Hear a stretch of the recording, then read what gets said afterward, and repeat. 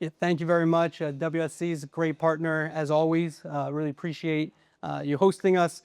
Mark Shapiro, if you listen to the podcast, the first podcast guest, was honored to have Mark be the first guest. And if you haven't listened to that podcast, it's probably my favorite, just because Mark hits everything that we're trying to do in terms of the podcast, in terms of his business acumen, and what he's done in terms of talent and deals.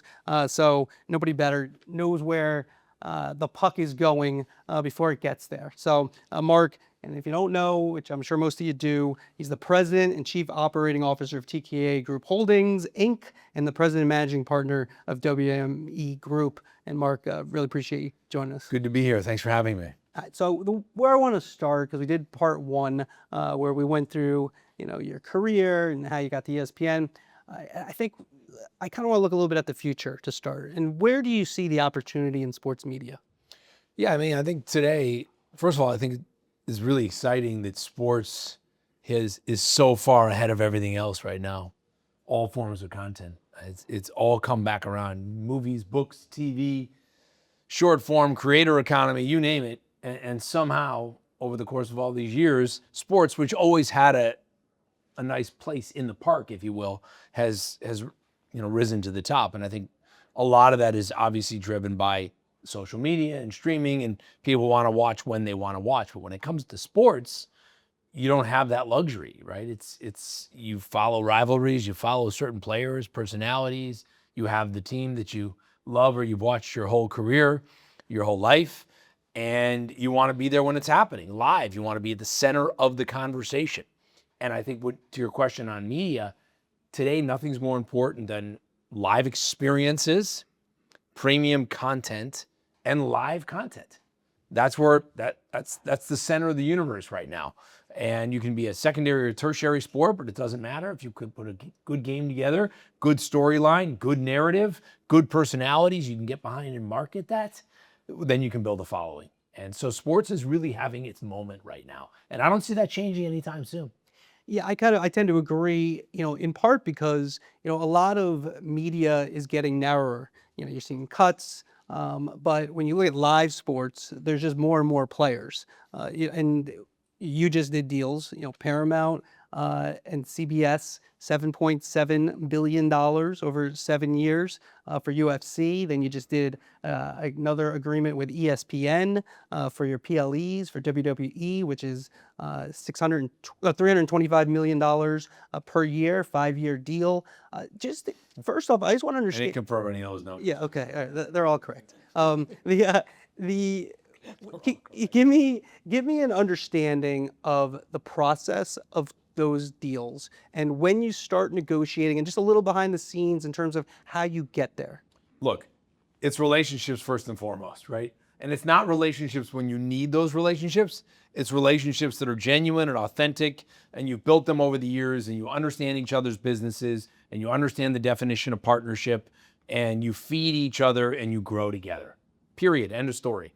And there's a lot of platforms out there, and there's a lot of folks managing those platforms, and understanding their businesses and their metrics and their ROI parameters and what makes them successful is, I think, part of the job, certainly for where we sit. So you have this universe out there, and you still have linear networks that need content. And then you have all these streaming networks or platforms that are playing it in different phases. Some are just looking for premium content, big tentpole events, and some are looking for volume, and some are just looking for volume, and some are just looking for or are looking for both.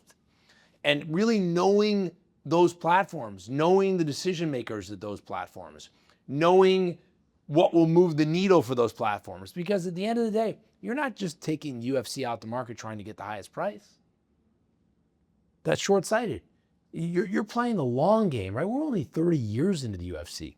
We're not 100 years like Major League Baseball or the NFL. We have a long future in front of us, and we're diverse, and we're global, and we're young, and we're shareable. But where we go to the next 7 years, right, determines really long-term just how high the ceiling is for these sports, or can be for these sports. So you're out there trying to do two things. What's best for reach and the brand and then what's best from a monetization perspective.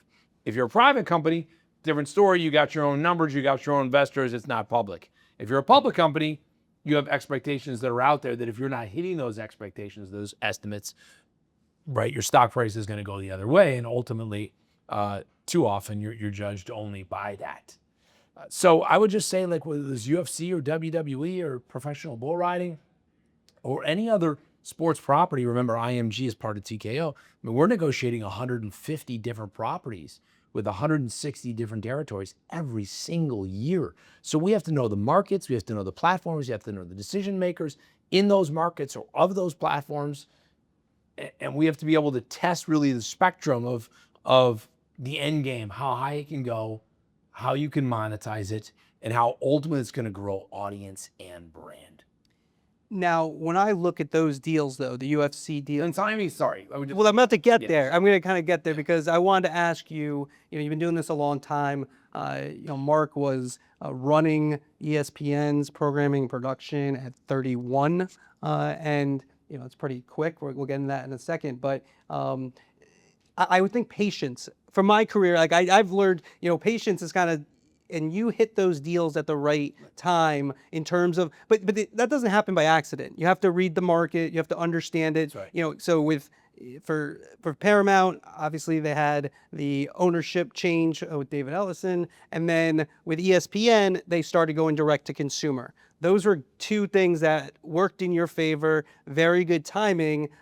Just give me a little background on that. I think you nailed it right there. All right. Well, there you go. I'm done. No, you're okay. We don't need you. You're dead center pinpoint on that. Look, there is luck. Luck always plays a factor. I'm not saying that to be humble. That's just a fact. Some things just the chips fall your way. But do your homework. Be strategically educated on where these platforms are going and what kind of properties will put them in the right direction or accelerate their direction. So when it came to the first ESPN deal, right, we were on Fox with UFC, and frankly, Fox was having a tough time monetizing it because the UFC in those days was hard to monetize, right? Combat sports, blood on the mat, wasn't as mainstream as it is today, didn't do the kind of numbers, was still in the building phase. And I would argue Fox was a little lazy.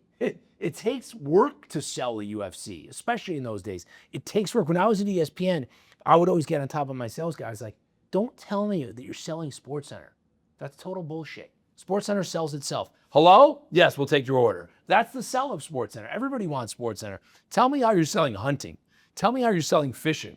Tell me in those days how you're selling Major League Soccer. Tell me how you're selling tennis, golf, ATP. Like that stuff's hard. NFL, come on.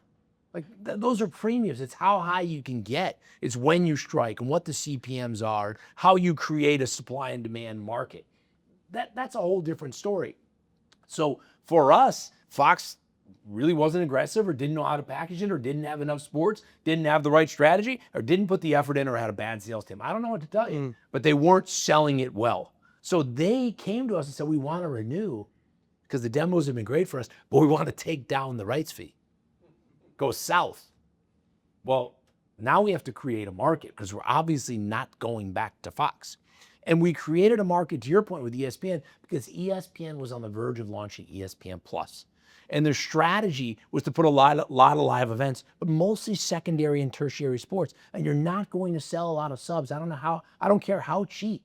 You're not going to sell a lot of subs if you just have secondary, tertiary sports. And 30 for 30 documentaries, you'll win some awards and people will talk about it, water cooler, but it's not drawing big ratings. I came from that. I launched Sports Century. We launched Sports Century, and that was the precursor to 30 for 30. So awesome, Peabody, Emmy Awards. I love it. It's great on the resume. But at the end of the day, you're not going to retain or attract a lot of subs. And we were able to convince ESPN at the right time, Jimmy Pitaro, Kevin Mayer, Bob Iru, very hands-on, that the way to get your sub count up is to put a big-ass sport like UFC and make it your anchor tenant. And we were willing to part with our most premium of premium content, our pay-per-views, and put it essentially behind a wall.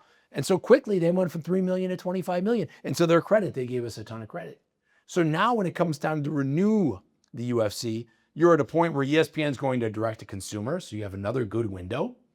Or, to your point, there's a plethora of opportunities, but Paramount was coming together with CBS, and P-Sky was forming, and they wanted to make a mark, and they wanted to have an impact, and they had a real tangible, intimate relationship and experience because they were fans of the UFC, so they knew it well, and that chord struck, and that deal came together. So a lot's there. There's strategy there, there's relationships there, there's timing there, there's luck there, and there's really knowing the marketplace. Now, you mentioned Bob Iger, you mentioned Jimmy Pitaro. How many meetings, I know you're talking with these people all the time and texting, et cetera, but how many meetings does it take? How long does this process go? A lot. There's so much courting, I can't even tell you, right? And both ways, because they want the content, but they want to pay as little as they can. And you want to be there, and you love their audience. And who doesn't love the Walt Disney universe in terms of from a marketing standpoint? And you want to get the highest number you possibly can. So yeah, day to day, you're working with Jimmy and Burke Magnus, but Kevin Mayer was really running direct to consumer back then. Yep. So we were working more with him than anybody else. And then when it came down to decision making, it was working directly with Bob Iger. And I'll tell you, Andrew, I mean, just in terms of great anecdotes, we cut our deal. We cut half the deal to move to ESPN, but the pay-per-views were still going to live on traditional pay-per-view. DirecTV, in demand, a business you all know too well from yesteryear. And Ari and I went in to see Bob Iger and Kevin Mayer, really to thank him for betting on the UFC. Because when I was running ESPN, we couldn't put the UFC on. It was too much of a combat sport. Frankly, I wouldn't put the UFC on. But it had graduated, it had matured, there had been an acceptance, it was blowing up in a good way. And we went to thank him when we brought him a gift. And we started to get into a conversation of like, you should go the rest of the way. And Bob was like, well, explain to me, what does that mean? And we said, look, we're willing to part with our pay-per-view, put them behind your wall. You want to grow ESPN Plus? Here's the way to grow it. And it was a very real and raw conversation where we were just sharing ideas. And Bob was kind of getting educated and thinking about what could be. Kevin Mayer was doing the same. We were selling. But we were also kind of telling ourselves a good story, a convincing story.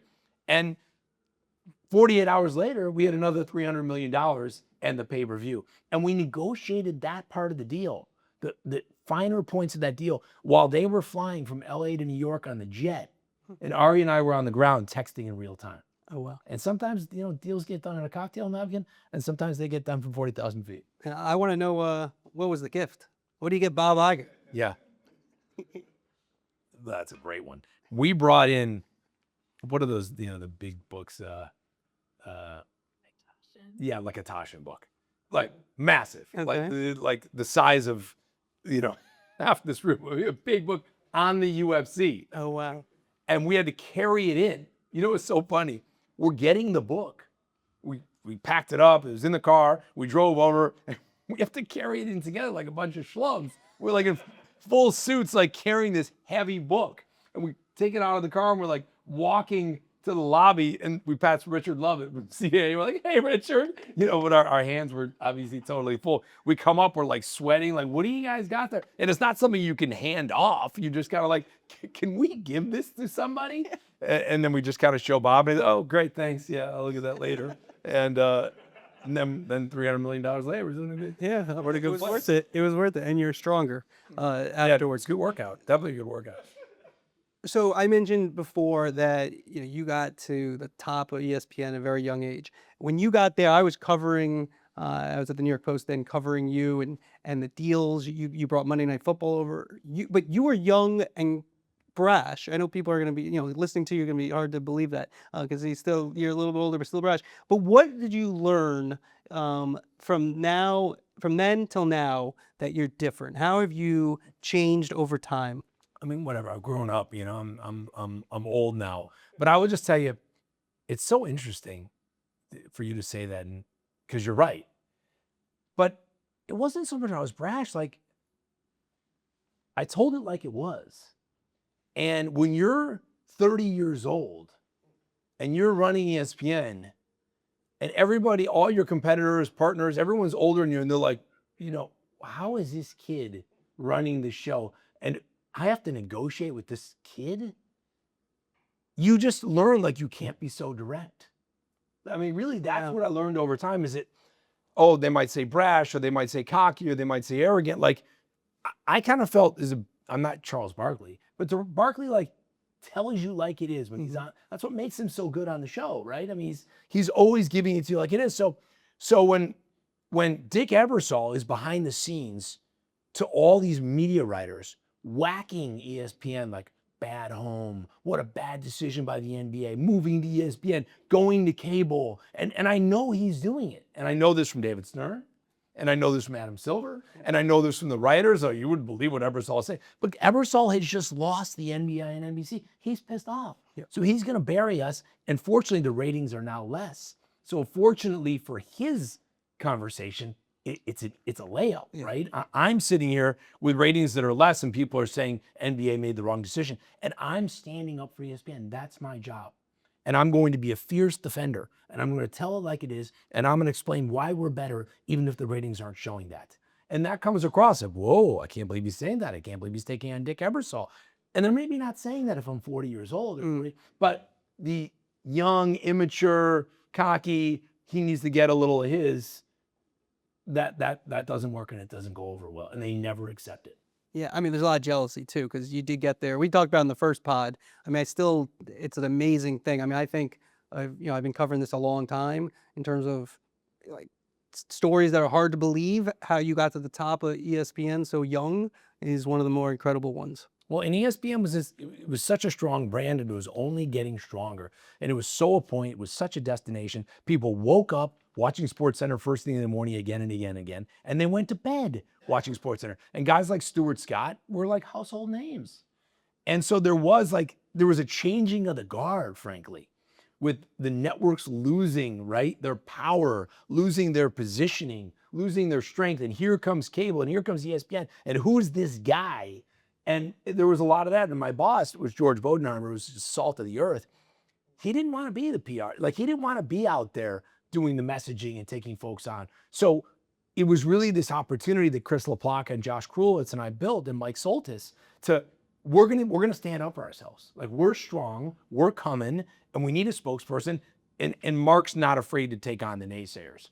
And at the beginning, that doesn't always serve you well, but it was a necessary step for the evolution and growth of ESPN. I felt from a positioning perspective. Yeah, and like I tell anybody I cover, the most important thing that it serves me well. So the fact that you were very brash and said a lot of things was great for me because I was covering it. So I appreciate that. That was I know that wasn't a reason you did it. No, well, anyone can give a political answer. I mean, I watch half these press conferences and they're like, these guys are well coached. Like they're not going to say anything. Every media writer's writing on one word or one something, turn it into controversy, turn it into argument. It's clickbait. It's a headline. And I've just always believed in like, let's just try to put as much out there as we possibly can. Not to take a shot. It's never personal, but we don't need to play those games. Let's just call it what it is and move on. 100%. I want to get more into what you're doing, Ari Emanuel and Dana White, Nick Khan, Triple H, and all that. But I first want to, before we go back to there, I want to ask you, because we talk about your history and how quickly you were able to rise in the business. If you were a 22-year-old right now coming out of college in this environment, what would you do? I'll tell you, I think it's easier. I really do. Because when I was coming out of college, I could tell you a lot of guys in my fraternity that wanted to be in sports media. Just about everybody. Or wanted to work for ESPN or one day run ESPN or whatever it might be, or be a sportscaster or be on air. There's a ton of that. And everyone was going for that. You're turning in resumes, you're trying to get an internship, you're chasing it down. Today, so much of what we do, the workplace is remote. It just is. And they're not there. They're not in person. So what I would say to anybody, like, you got to come hard. You got to get internships earlier than ever. The same way we find college basketball athletes when they're in 6th grade. I mean, we're recruiting them, signing them in 6th grade. If you don't get them in 6th, forget it. They're going to be gone. If you're in the agency business, they'll be gone by the time you get to high school. You got to take bets. And by the way, college coaches have done that for years, right? You hear those stories of different players that are signed when they're in high school or they're in junior high. Like, that's what it is. You got to get experience early. You got to get ahead of the game. Hands-on experience. And in order to get experience, you have to be there. There's no substitute for being there. So be in the office, be at the event, be on site, raise your hand, volunteer. And I would just say, like, if you want to get a step, really in any business, you can't do it from your living room. You can't do it from your laptop. You have to do it by setting the table and making an impression for what the bosses can expect if they hire someone like you. Mm. And I think it's easier because just go to work on a Friday and you see an office that is nothing like it is on a Wednesday. It's just not. And so if you just do that and show up and grind, you can get ahead alone. But back when I was that age, everyone was grinding. So how do you stand out amongst the grinders? That's hard. That's really good advice for people. All right, let me understand. I mentioned it's a lot of titles in terms of president, chief operating officer, managing partner, another president. You work with Ari Emanuel, your partner.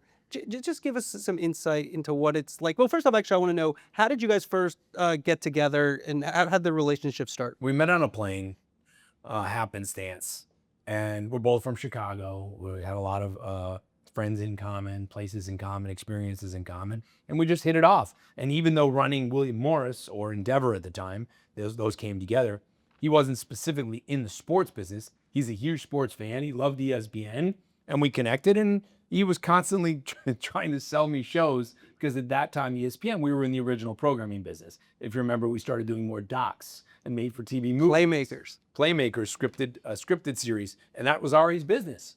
And so, and he also liked it. It's a comfort area for him, and he's a sports fan himself in a big way. So he tried to sell shows for years, and I was at ESPN, and we stayed close. And then ultimately I went to Six Flags, and then I went to Dick Clark. And when I sold Dick Clark Productions to Guggenheim, right when I sold it, Ari and Patrick Weitzel were chasing IMG to buy IMG, because Teddy Forrestman had passed away and the estate had to sell IMG. And Ari got into it with Silver Lake Partners, the sponsor and big investor. And I came aboard really just to consult. And then if they got IMG, we'd talk about a potential position. And that's how we came to be. And we have a great partnership. It's more like a brotherhood, right? Yeah. He's more like a big brother. We're really close, and we really trust each other, and we have a great track record together. And we have the kind of open relationship where we're like brutally candid at all times on our failures, on our successes, on what's working, on what's not working, on calling bullshit. And both of us are willing to grind to get our hands dirty in every which way. There's nothing I can't ask him to do he won't pick up the phone or jump on a plane and do, and vice versa. And it's a great partnership for value creation, right? You want somebody you can run with. Yeah. You want somebody that's willing to blood, sweat, and tears. You want somebody you can trust. You want somebody that's creative and innovative and willing to take chances.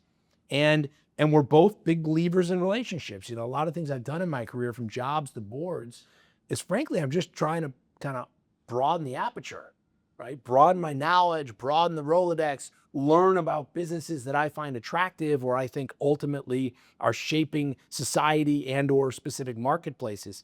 And so it takes curiosity, it takes listening. And we're both, big believers in leadership and what that means to a major organization, and what you can do if the culture really responds to the right kind of leadership. How many employees overall? Between the two companies, we almost have about 8,000 employees between TKO and WME Group. That's a lot. Now, I just want to take me back to UFC, because you bought UFC how many years ago now?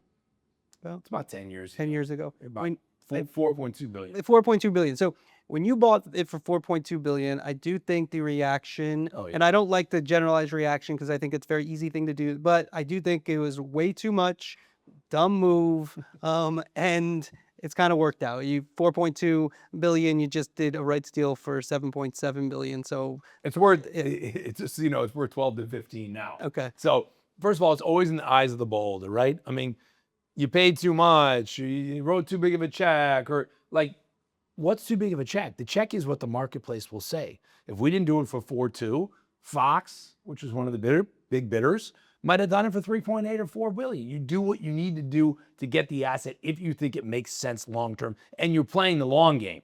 If you're playing the short game, you're probably overpaying for something like that. But we saw the potential, we saw the growth, we saw what we thought it could do attached to WME, frankly. And we're big believers in the operator.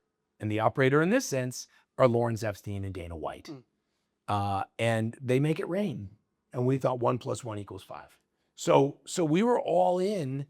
And, it turned out to be right. Now, if that Fox deal or the first ESPN deal doesn't happen, well, then you made a bad bet. You're the other way. If this deal didn't turn out with Paramount or we didn't have any place else to go, well, then you're wrong. But that's what you do every day, right? You get paid to make those decisions, to lead these organizations, to take calculated risks, to make decisions based half on data and half on instinct and gut. And if you have a good record of doing it, more to come and you get rewarded. And if you don't, you're out of a job. That's just the way it goes. No different than when I was at ESPN. If I put on a show that didn't work and didn't rate, it's my ass at the end of the day. Yeah. It didn't matter if it was my team. Like, at the end of the day, I'm stamping it. So you either get a lot of blame for stuff you don't deserve, or you get a lot of credit for credit you don't deserve. That's part of being the boss at the end of the day. How much is instinct important, to really go by instinct as opposed to data? Because I think we're very data driven. Yeah.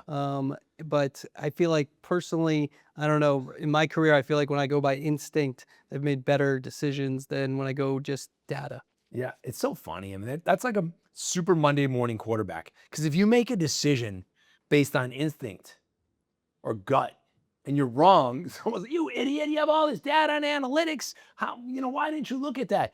I think it's a good plan. I'll tell you how I learned. I sat on the Live Nation board for 10 years. I learned a lot from Barry Diller, who sat on that board for the latter part of those 10 years. And Barry told me, and I think it's now in his book, that every decision he made, it was all gut. It was all instinct. And guess what? He was just blessed with good guts and good instincts and a good EQ. And that's right. Everybody told me Flashdance was going to be a bad movie, but I knew it was going to be a good movie, and I did it. And it changed our path. Okay, it's got good taste, I guess. Good instincts. And then when I was meeting with Jeff Zucker, who was running NBC Universal, and before I left for Six Flags, I was thinking about going to work with him.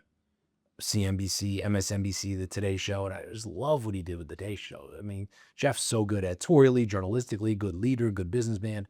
And he said, we were number 2 to GMA, and I took the Today Show out to focus groups. And I did focus groups ad nauseum. And then everything they said to do, I did. I put it all in place. I said, what do you mean? Like, the conference here? Yeah, of course. Focus group. The windows? Remember the show you could see and right at 30 Rock? Focus group. Now, obviously, they probably had a million ideas, and he chose the right ones. So he used gut and instinct. But impressive that he was, out there with, I'm going to listen to what the feedback is, and Barry's going to go with his gut. And I think there's a middle, and that's what I've always tried to do. I want to be informed when I'm making a decision. I want as much data as you can possibly give me. Get me more research, get me more perspective, give me some more context, give me good case studies. Feed me, Seymour, right? Yep. But then the other half is, this is why I'm here. I have to take a shot. Yeah. And that served me well, but you're never going to bat 1,000, but you're never going to bat 1,000 with data and analytics either. Now, someone who does seem like they go by instinct a lot is Dana White. And we all see Dana White. He's very present. Even if you're not a UFC fan, you are a UFC fan. What do we not see that you get to see with Dana White and, working with him in UFC? Yeah, I mean, look, what you see is a killer. I mean, you see a beast. And that's all real. I mean, this man, he is on. I never know where he is, and I'll text him at some crazy times, assuming he's 3 hours back. But Phil, if I'm texting him at 5 or 6 a.m., how the hell is he responding to me on the spot? He's all over the world. He's looking for a fight. He's ideas, concepts, relationships. He's on a plane.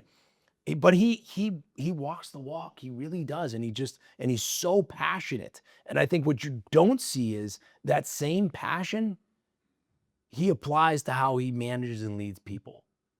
You go to the culture in Las Vegas, like, the people believe in Dana White, and they believe that he genuinely cares about them.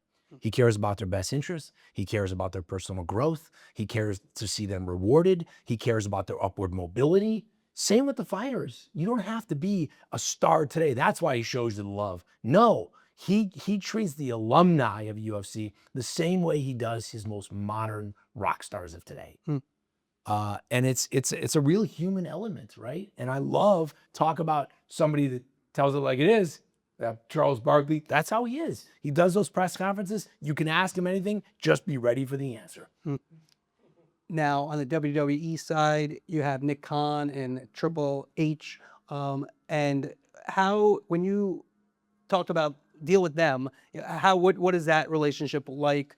How explain to us what we don't see with those guys. I think it's an amazing relationship. And I'll tell you, it's built on, because I've known Nick and Paul Levesque as long as I've known Dana and or Ari. And it's, You call him Paul or Triple H? actually, everybody calls him Paul, but I call him Triple. Okay. Oh, there you go. But just, I wanted to make sure his name got out there. There you go. Fair enough. Everybody knew who he was. And so I haven't had the working relationship with them. I mean, I knew Nick as an agent at CAA, even all the way back to my ESPN days, but a real working relationship. What I will tell you and what I found is I just respect the hell out of the two of them because they really work hard, right? I mean, just like Dana, but I want to be clear. Every single week, Monday night is Raw, right? That's a long show. Tuesday night is NXT on CW. That's a long show. Friday night is SmackDown on USA. That's a long show. Once a quarter, they do Saturday night main events on NBC. And then on top of that, they do a PLE basically every month, a premium live event. Like, no one is churning out more premium content on a week in and week out basis, 52 weeks a year. Yep. On the road, traveling, city to city, selling tickets, selling merch, positioning and repositioning the brand, signing more superstars, moving superstars up the ladder, more storylines, connecting the dots, starting over after a PLA with Raw. I mean, the cycle is, it's insane. It really is. And incredibly grueling and taxing. And yet the teams they built are a total chip off their block. Like, you can't succeed any other way. How much can one person do? Nick Khan succeeds because the team he's built around him. Triple H succeeds because of the team he's built around him. And they stay true to form and loyal, and everybody has a seat at the table, and everybody has a voice. And then they just go and they just take names. Yeah. And it's really great to watch. And yet they're open to ideas. They never seem exhausted. They're ready to take on a new shot, a new risk, a new opportunity. Hey, Nick, let's talk about launching a new event. We should, right now, a lot of our PLEs were really created by Vince McMahon. Yep. We need to get in the business of taking that torch and moving past that. And Nick and Triple H created WrestlePalooza, which is the launch event for our new ESPN deal, which did incredibly well and may now turn into a super franchise. Not to mention, from a merch standpoint, I don't need to tell you, securing the IP rights and then selling merch at WrestlePalooza, let's just say it was a real winner. And you have to think about these other spokes. These businesses aren't just about the media rights. They're about our partnership deals. They're about international media rights. They're about consumer products. They're about ticket sales. They're about site fees, where you go, when you go, what cities, what geographies, what countries want to pay a lot to bring the show to town. There's a lot of different plates in the air when you're trying to monetize these leagues. But that's what makes us unique. We're the owner and the commissioner. Now, one of the things we try to do on the podcast is always look at the future, which we've done a little bit here. Right. But AI is part of it. We're sponsored by WSC Sports every week, every podcast. And we're here with Off the Record WSC Sports. I like that. Thank you. That was like a radio. Do you guys hear that? I mean, that's a true like radio DJ. You go back in and you just pop the title of the show and your partner. Kind of like that. Thank you. I appreciate that. And we'll be back on 97.3. The home of rock and roll. Yeah. So when you look at AI, where do you see it going? Is it going to, what's your outlook on AI? Look, efficiency, productivity, creativity, it needs some guardrails, that's for sure. We're seeing that as of late in terms of NIL, but it's here. it's here to stay. I remember when HD first came out, we had a big retreat at ESPN. Did we start producing our games in HD? Most of these platforms and cable channels couldn't put it in 16:9, and it would cost so much more, and it was just going to be a drain. Like, guys, you can't fight this. HD is going to be like regular. You're not even going to call it HD. It might be ESPN HD for now, but long term, that's just going to be ESPN. This is where it's going. It's a better picture, it's a better visual, it's a better viewing and fan experience. So you can get in front of it and be the leader and the first mover, or you can work from behind and see how that plays out. And I think that's where we are with AI. Look, there's a lot we're experimenting with and exploring, but in terms of running a business, there's no question that there's going to be an increase in productivity for sure. Do I think there's ever a full substitute for soul, for the human element of our sport, for the individuals, if you will, like that kind of likeness? No, there's something that is tangible, there's touchy-feely about that you're never going to replace. I don't know that AI is ever going to write a script like Forrest Gump, but maybe. But I can't say no to it. We have to be in the phase where we're looking, we're learning, we're trying, we're adapting, and we're being smart about the business. I had a meeting today. Ari and I had a meeting, and when we came out of the meeting, I got these notes emailed to me, and it said, notes from one of the big sports properties we met with, Ari and Mark. And I opened it up, and I'm like, who the hell did this? This is unbelievable. Like, your assistant knocked these out that fast? I didn't even know he was in the meeting, by the way. He should be announced. What do you think of that meeting? And Ari said, no, that's my new AI. Well, first of all, you should have told me you had AI going in that meeting. We'll talk about that later. We better call our partner, let them know you AI the meeting, okay? But he, in terms of just productivity, he has a meeting, then bang, here's the notes of everything we talked about. And let me tell you, I found 2 mistakes in 3 pages. That's it. Wow. It was unbelievable. And like immediate action steps and fast work I could put to play from our team as a follow-up. That would never, that speed and the totality, the completeness of that work, I don't know that it could have been done any better. Yeah, and that's something. And that's just day to day. Yeah. And that's also, to me, additive, I would think, because most meetings 10 years ago, if you had a meeting, you didn't have a note taker, did you? Yes, You did. Well, you're. Well, no, I did. And I would be screaming at him like, where are the notes from that meeting? You know, and I would have him take notes of all my calls. And all, I mean, so that at the end of the day, I'm not missing anything. I'm moving fast and follow up and directives and delegation and you name it. And it was a lot of work. Yeah, definitely. Ran him into the ground, frankly. But we got a lot done. Yeah. He's hurt now, but Poor guy. Yeah. But now there's another way of doing it. Yeah. There's still as much follow-up. Now I'm taking that to a chief of staff and saying, all right, these 8 things I circled, there's a name next to them. They need to follow up immediately and get back to me. I follow up and you move on, right? I mean, we're all sprinting, right? Yeah. That's work. Now, you've been doing this now a long time, but you said sprinting. You've been sprinting through your career. When you look at your career, what do you see next? Well, look, right now my career is kind of split up 3 ways. I've got WME Group, which is all representation, now a private company. You know, William Morris Endeavor, and we represent everything from authors to podcasters to influencers, creators, actors, athletes, etc. It's the representation business. Talent, IP, brands. That's one business. Market leader. Then we have TKO, which is really all sports, but mostly sports ownership. You've got PBR and you've got WWE, you've got UFC, and then you've got businesses like On Location and IMG who have their own renowned reputations, but they feed those leagues, right? They help monetize in many ways our own rights and then do it for third parties. That's a public company, publicly traded, quarterly earnings, analysts, investors, a mess of work there, and then trying to grow that. And then separately, Ari and I have launched a company called Mari, Mark and Ari, which is an event company, because we believe this 4-day in the office work week, if you're lucky, sometimes 3, and you're chasing a lot of employees, is here to stay.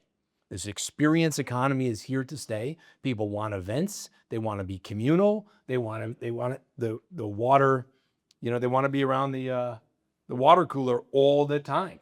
And they suffer from FOMO, and they want to share where they've been and where they're going and what you're missing and what they're doing. That kind of Gen Alpha, if you will. And they have more time to do it, discretionary time, and arguably, even in the economy having its ups and downs, they have a discretionary income. And we want to play in that space. Really cultural events. Doesn't have to be sports. We own the Miami Open. We own the Madrid Open. We own the Frieze Art Fair, which takes place in multiple locations. But other mass participation events. And we want to go around and either create or buy more events because we think that's how people are going to continue to spend their time. They'll still be communal with each other as it relates to shows that are in the zeitgeist, TV shows or movies. But they really want to be out there. They want to be active. And I think what COVID has shown us more than anything else is we're social animals. And you can't keep us contained for too long. And Ari and I want to play right into that. So those three areas are where, certainly I spend my time, and I have good teams to help stay in front or on top of all of it. Now, we talked a little bit about ESPN. When you were at ESPN, Bob Iger was is the leader, and now he still is the leader. Just when you're the head of ESPN, how much time were you talking to Bob Iger? How does that work exactly? Most of the time I came up, Michael Eisner was the boss. Okay. Then Iger took over in the last couple of years. And to his credit, Bob's a huge sports fan, as you know. He came up at ABC Sports. He has terrific instincts for storytelling. He's a deal maker. He's really one of the best entertainment media executives / CEOs of all time. Yep. And it's just done an extraordinary job, clearly at the Walt Disney Company, like legendary job. So good they had to bring him back a second time, right? He couldn't get away. And he was pretty hands-on. So he would dip in all the time because he's watching ESPN. He's sampling the product. He's not going to speak about it or give input or merely approve anything if he's not hands-on involved, like has a grasp of the direction in which we're heading. Not micromanaging, but enough to where he could be additive. So I dealt with him all the time, and I was always impressed with his sports knowledge and his passion and the way he prioritized sports. I mean, he was kind of in front of it, the Walt Disney Company, with regard to or versus other competitors in the media space. Now, Steve Bornstein in the Wall Street Journal, the big article about you, he mentioned you possibly succeeding Bob Iger. What would be your interest in doing that? I'm not interested in doing that. I love the Walt Disney Company, though. And I mean, love, love, love. I worked there 12 years. I just buy into the pixie dust, have a magical day. I couldn't take my kids to Disney World enough, even now. I love it. It's just you're away, you're having fun. It's family, it's experiential, it's smiles, it's laughter, and it's incredible storytelling. And I have such an appreciation for what Walt Disney created. Like one of those questions, if you could have lunch with anybody, alive or dead, he's pretty high on my list, would be Walt Disney. But that was a different time in my life. I love what I'm doing now. I love TKO, I love WME, I love the people that I work with. I love where we're going. And we're really in the content space and the content experience and event space, but touching all forms of culture, not just sports. We're touching Hollywood. We're touching culinary, right? We're touching theater. We're touching fashion. I mean, from who we represent and or what we own, we're playing in all the spaces. So if you're a little bored or tired of sports, let's shift a little bit to Hollywood for a couple of days, or spend some time with our book agents who are kind of on top of what the next bestseller is going to be, or which bestseller might be the next great series or movie. I mean, it's talk about like the toy factory. This is at another level. And so I love what I do, and I love the people around me, and I wouldn't want to leave that at this point in my life. I just celebrated my triple nickel. Oh, wow. There you go. Nickel, 55.5. Oh, wow. There you go. I've got the trademark on that. Congrats. That's good. I like it. Very proud of that. And so that's like, a full start over.